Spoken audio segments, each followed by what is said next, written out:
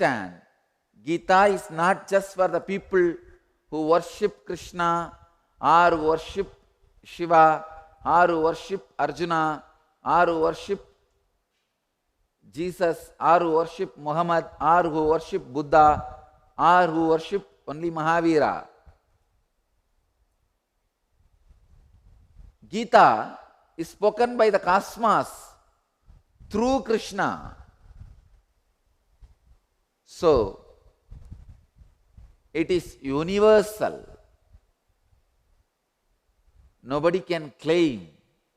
It is given by the universe to the human society, to the whole civilization. It is not personal property of anybody, not even the personal property of Hindus. Once it is delivered, it is to the whole world. That is why Vyasa is using the word Bhagavan. Krishna says, Bhagavan says, how have you obtained this depression of mind, which is dangerous, not worthy of being propitiated by a man of noble birth? Please understand. Bhagavan says, not worthy of being propitiated, not worthy of being supported, encouraged by a man of noble birth. Please understand. There are some qualities, just because of your birth, you should not entertain them, support them, encourage them. That which is not divine and that which will not lead to expansion. Please understand. Bhagavan is saying, he is starting with word, O pure one, Arjuna. Please understand. Here, Arjuna is in confusion. He is in the level of the ordinary soul. But Bhagavan is the cosmos, the cosmic soul. When he addresses Arjuna, he always raises Arjuna to his level. But when Arjuna is addressing the Bhagavan, he is always bringing him down to his level. He is saying, Vasudeva, Govinda, Janardana, Madhusudana.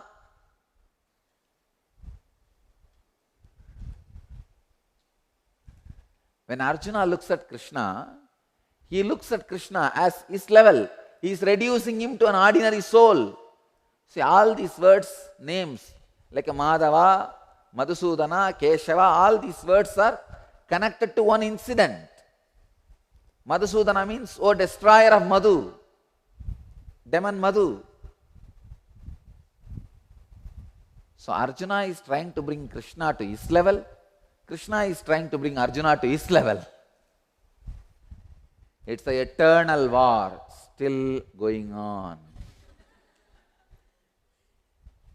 It goes on and on and on and on and on. That is why when Bhagavan is addressing, he is saying, O pure one, O pure one, how have you obtained this depression of mind, which is dangerous?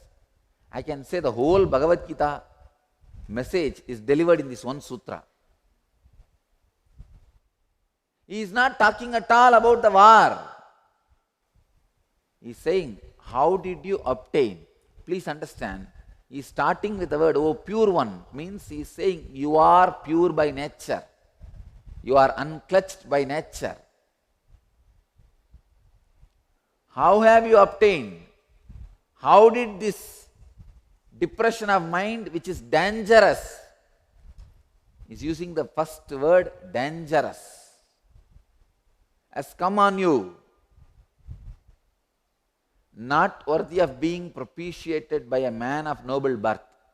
By your very birth, you can't support this depression. That which is not divine. It is not divine. And that which will not lead to expansion. Understand? Life is for expansion. All the spiritual truths should go on expanding you. Expanding you. Expanding you. It is for expansion, not for contraction.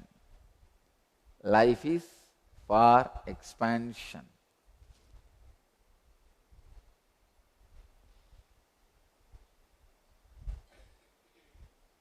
How have you obtained this depression of mind, which is dangerous, not worthy of being propitiated by a man of noble birth, that which is not divine, and that which will not lead to expansion? I can say the essence of the whole Bhagavad Gita is over with this one sutra. Each word is filled with so much of meaning. Each word has so much of reason.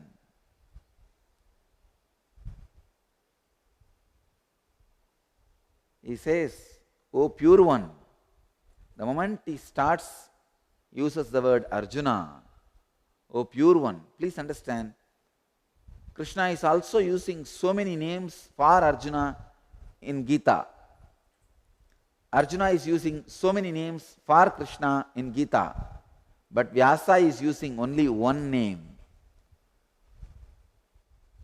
That is Bhagavan. That's it.